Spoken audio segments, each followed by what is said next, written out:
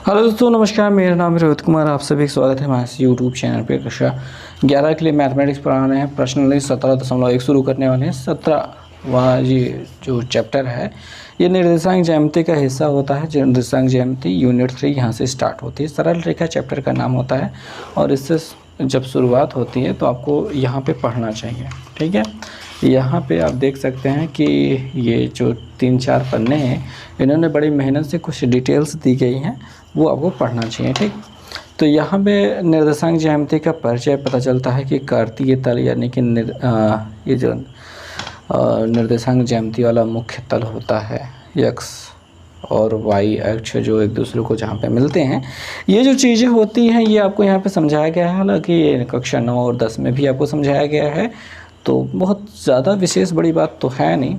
ठीक है, ये और इसके बिंदु के निर्देशित करने के लिए कैसे करना होता है, एक्स के निर्देशांक को पहले लिखना होता है, वाई के निर्देशांक को बाद में लिखना होता है, वाली डिटेल्स हैं यहाँ पे। ओके, और भी चीज़ें हैं जैसे अक्षों पर बिंदु के निर्देशांक ये कैसे निर्देशित करते हैं। दुनिया भर की बहुत तमाम चीज़ें हैं जो आप पहले ही पढ़ चुके हैं। इसमें कुछ चीज़ें नई आई हैं, बाकी सारी चीज़ें वही पुरानी हैं, पुरानी वही डिटेल्स हैं, वही प्रयोग की गई हैं। तो जहाँ पे भी कुछ नया होगा वहाँ पे मैं आपको बताऊंगा। बाकी सारी पुरानी चीज़ें हैं तो कुछ इसमें ज़्यादा विशेष ध्यान देने की आवश्यकता तो मुझे नहीं लगती है कि आपको बहुत ज़्यादा कुछ समझाना होगा। ठीक, अब हल्के हल्के से हम शुरुआत करते हैं 17.1 प्रश्नावली की। तो जानकारी के साथ शुरू करते हैं। सबसे पहले तो यहाँ पे कहा गया है कि निम्नलिखित बिंदुओं के बीच की दूरी ज्ञात कीजिए। अब देखिए, जो बिंदुओं के बीच की दूरी, जैसे कि एक बिंदु यहाँ पे जिसका निर्देशांक x1 y1 है और कुछ दूरी पर एक बिंदु है x2 y2। ये दोनों बिंदुओं के बीच की दूरी को अगर हम d से रिप्रेजेंट करें, ठीक है, तो दूरी d, स्मॉल d या कैपिटल D कुछ भी लिखे कोई फ़र्क नहीं पड़ता, दूरी बराबर होता है √x1 minus x2 whole square plus y1 minus y2 whole square. या फिर इसी दूरी को आप कुछ इस प्रकार से सूत्र में लिख सकते हैं, यानी x2 minus x1 whole square plus y2 minus y1। आपको जो लिखना हो वो लिखिए, कुछ भी गलती इसमें नहीं है, सब सही है। अब हम आ जाते हैं इन दो बिंदुओं पे जो कि हमारे प्रश्न के लिए हैं। पहला प्रश्न है, पहला प्रश्न है, इसमें a cos alpha, a sin alpha तथा a cos beta, a sin beta, ये दो बिंदु हैं। अब पहले ही बता देता हूँ कि इन दोनों बिंदुओं के बीच की दूरी ज्ञात करने के लिए जो सूत्र में, वो जो आंसर में ये दिया गया है, मैंने हल किया, ये नहीं मिला है। मतलब ये किसी और तरीके से लिखने का तरीका हो सकता है, मतलब मे बी पॉसिबल, ये बहुत अच्छा चीज़ हो सकता है, पर अभी जो मुझे समझ में आ रहा है मैं केवल उतना ही आपको बताऊँगा। ठीक है, वो भी लाने का प्रयास लोग किए होंगे, हो सकता है, पर हमें जो प्राप्त हुआ है आप वो देखिए। ये पूरा जो है वो x1 है, y1 है, x2 है, y2 है। दूरी का जो सूत्र होता है ऊपर लिखा ही गया है, हम डायरेक्ट लिखते हैं x1 माइनस x2, यानी a cos alpha minus a cos beta whole square plus a sin alpha a sin beta whole square. ठीक, और यहाँ से a कॉमन ले लेंगे, लेकिन स्क्वायर बना हुआ था तो स्क्वायर लग जाएगा। विशेष ध्यान देने वाली बात है कि कोष्ठक के अंदर से a को बाहर निकाल कर इधर रखना चाहते हैं, लेकिन स्क्वायर के प्रभाव में वो a स्क्वायर हो जाएगा और यहाँ पे होल स्क्वायर का एक फार्मूला लग जाएगा। और वो फार्मूला किस प्रकार काम करेगा, वो a square plus b square minus 2ab करेगा, यानी कि cos square alpha plus cos square beta minus 2 cos alpha cos beta. और यहाँ पे भी ध्यान देने वाली बात होगी कि a कॉमन हो जाएगा और सेम टू सेम स्क्वायर बन जाएगा। कोष्टक में इसका होल स्क्वायर यानी sine square alpha plus sine square beta plus minus लगेगा यहाँ पे 2 साइन अल्फ़ा साइन बीटा, ऐसा हो जाएगा। अब ध्यान देने वाली बात ये होगी कि ये दो पद हैं, दोनों में से a स्क्वायर कॉमन होकर यहाँ लिख दीजिए और cos square alpha plus sine square alpha बराबर 1 हो जाएगा, plus cos square beta plus sine square beta बराबर 1 हो जाएगा। इन दोनों के पास 2 है और दोनों के पास माइनस है, तो अगर हम -2 कॉमन ले लेंगे तो हमें कॉस अल्फ़ा कॉस बीटा और plus sine alpha sine beta देखने को मिल जाएगा। ठीक, अब ये a स्क्वायर को हम बाहर निकाल लेना चाहते हैं, अंडर रूट के बाहर आएगा तो केवल a बचेगा। यहाँ पे एक जुड़ करके 2 हो जाएगा, यहाँ पे -2 है और ये cos alpha cos beta plus sine alpha sine beta जो होता है वो कॉस अल्फ़ा माइनस बीटा का सूत्र होता है, यानी कि कॉस अल्फ़ा माइनस बीटा का ये सूत्र होता है। तो बस भैया ज़्यादा से ज़्यादा आप इसमें 2 कॉमन ले सकते हैं और 2 कॉमन लेंगे तो कुछ ऐसा, और 1 minus cos alpha minus beta ऐसा लिख सकते हैं। और ज़्यादा बेहतर तरीके से लिखना चाहेंगे तो इसको अलग कर लीजिए, अंडर रूट 2 को ऐसे लिख लीजिए अंडर रूट 2a और अंडर रूट के अंदर 1 माइनस ये जो कॉस अल्फ़ा माइनस बीटा है, कुछ इस प्रकार से आप लिख सकते हैं। ठीक है, तो ये लिखने का तरीका होता है। अब ये इतना तो हमने लिख दिया है, पर ये इस रूप में कैसे बदलेगा, यहाँ तक पहुँच पाना अभी तक थोड़ा सा संभव नहीं हो पाया मेरे लिए। तो अभी बस इतना ही आंसर आपके लिए पर्याप्त है। ये भी एक अच्छा आंसर है, मैंने सर्च किया था तो यही आंसर मिल पाया और यहाँ तक तो मैं पहले भी पहुँच गया था। एक बार पहले रिकॉर्ड की थी मैंने वीडियो, पर गलती से डिलीट कर दी क्योंकि इस क्वेश्चन में अटक गया था। फिर वीडियो सोचा कि खोज करके फिर बनाएंगे आगे, पर जो पीछे थ्योरी मैंने सभी गिनाई थी वो सारी थ्योरीज वाला जो वीडियो था वो मैंने डिलीट कर दिया था। अब पछताए होत क्या, जब वीडियो कर दिया डिलीट तो आगे बढ़ते हैं और आगे की वीडियो बनाते हैं।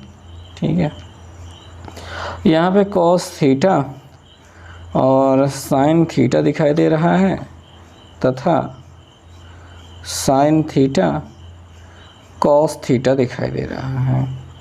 तो इनके बीच की दूरी निकालनी है, सूत्र वही रहने वाला है। अब ये x1 है, y1 है, x2 है, y2 है। Cos minus sine cos theta minus sine theta whole square हो जाएगा, plus sine theta minus cos theta, इसका होल स्क्वायर हो जाएगा। कुछ बड़ी बात नहीं होने वाली है, यहाँ पे सूत्र लग जाएगा cos square theta plus sine square theta minus 2 cos theta, यहाँ पे थीटा लिखना भूल गया, साइन थीटा ये हो जाएगा, प्लस यहाँ पे sine square theta plus cos square theta minus 2 sign theta cos theta, ऐसा मिल जाएगा। Okay, sine cos square theta plus sine square theta इसके बराबर 1 हो जाएगा और sine square theta plus cos square theta बराबर 1 हो जाएगा।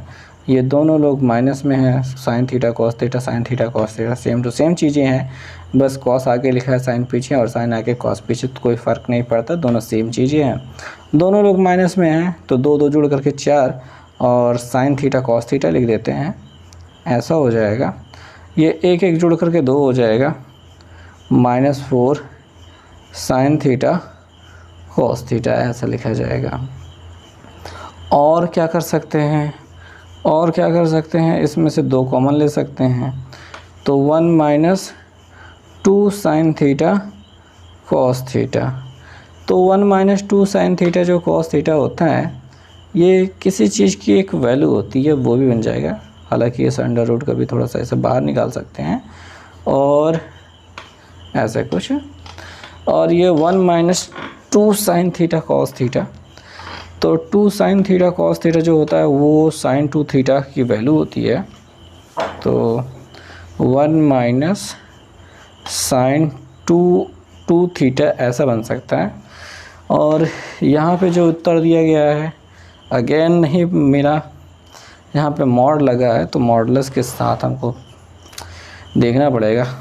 बड़ा विकट परिस्थिति चल रही है। फ़िलहाल यही आंसर आप मानिए, मॉडुलस के साथ तो देखते हैं। ओके, तो छोड़ते हैं उन बातों को, क्योंकि देखिए वैसे तो आप मेरे चैनल पे आए हैं इसी चीज़ के लिए, ताकि आंसर जो दिखाई दे रहा है वो मिलान किया जा सके। पर समस्या इसी बात की है ना भैया कि हर एक क्वेश्चन का आंसर हमको पता थोड़ी ना होता है। मैं तो कहीं नकल करता हूँ, थोड़ा बहुत जुगाड़ लगाता हूँ, प्रयास करता हूँ, तो जहाँ तक संभव हो सकता है वहाँ तक उत्तर प्राप्त कर लेता हूँ। और उसके बाद जहाँ पे संभावना बन ही नहीं रही है वहाँ पे मैं क्या ही बताऊँ। फिर भी आगे बढ़ते हैं। और हाँ, आपके मन में ये प्रश्न हमेशा उठता रहता है कि सर ये एग्ज़ाम में आ जाएगा तो क्या करूँगा। भाई ये एग्ज़ाम में कद्दू नहीं आता भाई, काहे लिए टेंशन लेते हो फालतू के विचार। और जानते हो एक बहुत बड़ी बात जो मैंने सीखी है, समझी है, वो यही है कि आपको एकदम आसान सा क्वेश्चन जब एग्ज़ाम में मिल जाता है और उसका आंसर आपको भले भी मैंने कितना भी या फिर किसी भी टीचर ने कितना अच्छे से पढ़ाया हो, कितना अच्छे से समझाया, फिर भी कद्दू ही लिख के आते हो, तो जो क्वेश्चन नहीं आ रहा है मुझसे उसे छोड़ दे तो ज़्यादा अच्छा है। काहे लिए उसको उसके पीछे पड़ा जाए, क्योंकि और भी बहुत सारी चीज़ें हैं जिन पर ध्यान दिया जा सकता है। मैं ये अपने बीच बचाव के लिए ही बात कर रहा हूँ कि मैं बच जाऊँ इसका आंसर खोजने से। पर फिर भी मान लो मैं किसी तरह खोजबीन के इसका उत्तर बता भी देता हूँ, तो आप केवल सेटिस्फाई हो पाएंगे, खुश हो पाएंगे कि हाँ इसका आंसर मिल गया है। आपको याद रह जाए, आप उस क्वेश्चन का आंसर कर पाएँ, पॉसिबल ही नहीं है। मैंने आज तक कभी नहीं किया, मैंने आज तक देखा नहीं कभी किसी को।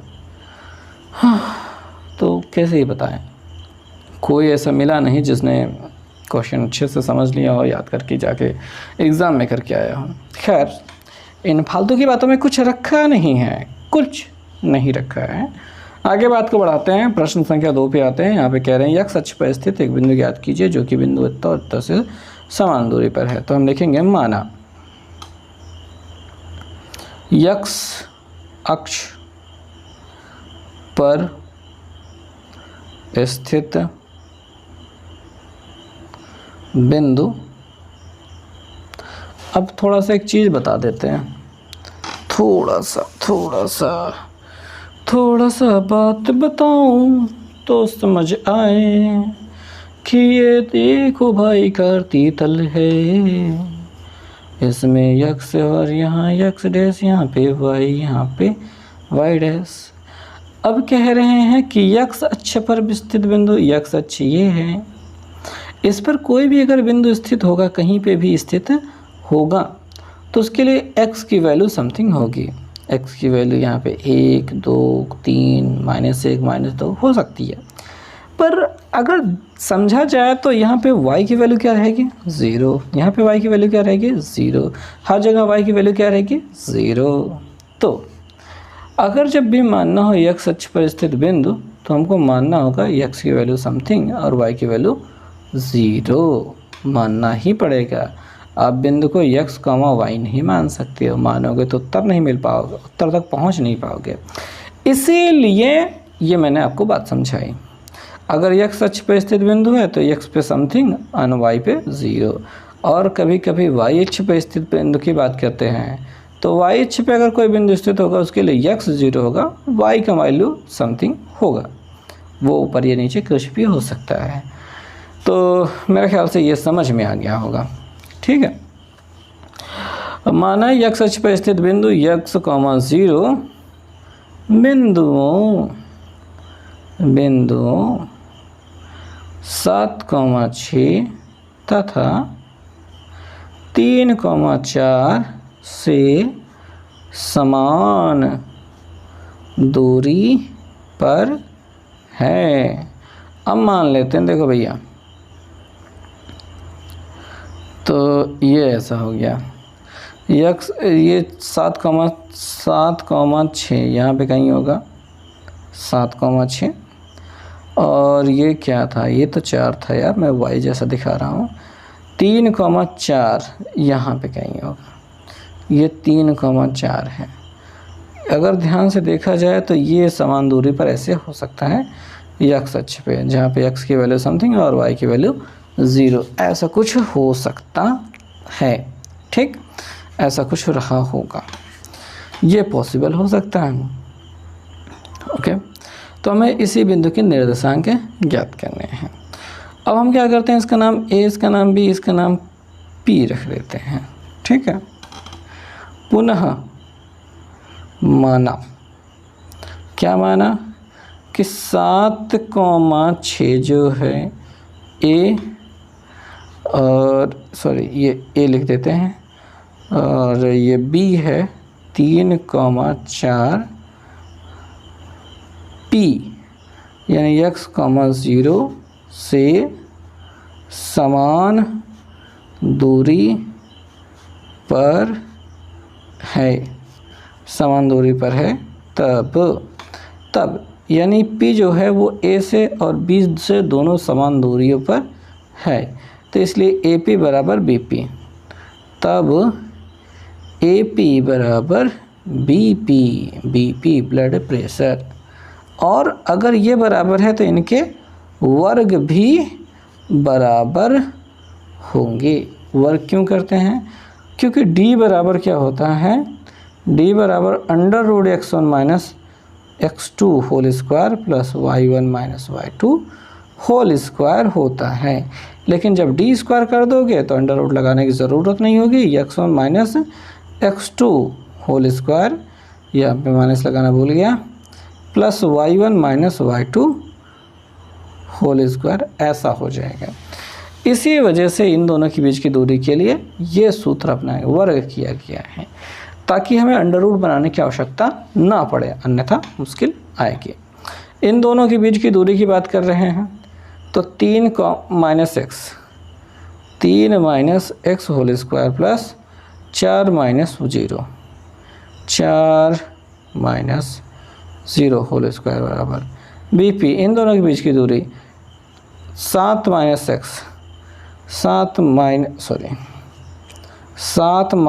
x whole square plus 6 minus 0 whole square, ऐसा हो गया। विस्तार करते हैं।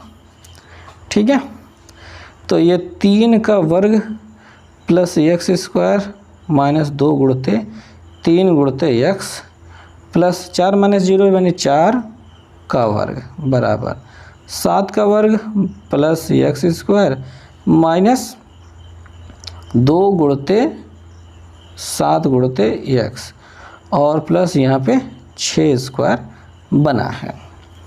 ओके, 3 का वर्ग 9 प्लस x स्क्वायर माइनस 3 दूनी 6x प्लस 4 चौके 16, 7 7 49 x square minus 14x plus 36। x square cut जाएगा। क्यों कट जाएगा, क्योंकि दो विपरीत दिशाओं में धनात्मक चिन्ह के साथ है। ये वाला प्लस x इधर आएगा तो घट जाएगा, 0 हो जाएगा। इसी वजह से डायरेक्ट कर दिया, कहन कौन लफड़ा पाले। ये माइनस 6x दिखाई दे रहा है, ये 14 इधर आकर के प्लस 14x हो जाएगा। इधर 36 और 49 दिखाई दे रहा है, ये दोनों उधर चले जाएंगे, माइनस 9 माइनस 16 हो जाएगा। 14 में से 6 गए 8x, 14 बड़ा है इसलिए प्लस में, और इसमें जोड़ देते हैं घटा देते हैं। 49 में से 9 गए तो 40 और 36 में से 16 गए तो 20, जोड़ देंगे कितना मिल जाएगा 60। x बराबर हो जाएगा 60 बटा 8। ठीक, इतना हो जाएगा। 4 से काट देते हैं, 4 दूनी 8, 15 चौके 60 और 15 बटे 2, 15 का आधा 7.5 मतलब 7.5 भाग कर देना, मिल जाएगा। अब 7.5 जब मिल गया x की वैल्यू तो p के निर्देशांक क्या हो जाएंगे, x की वैल्यू तो मिल गई और ये 0 है, तब p के निर्देशांक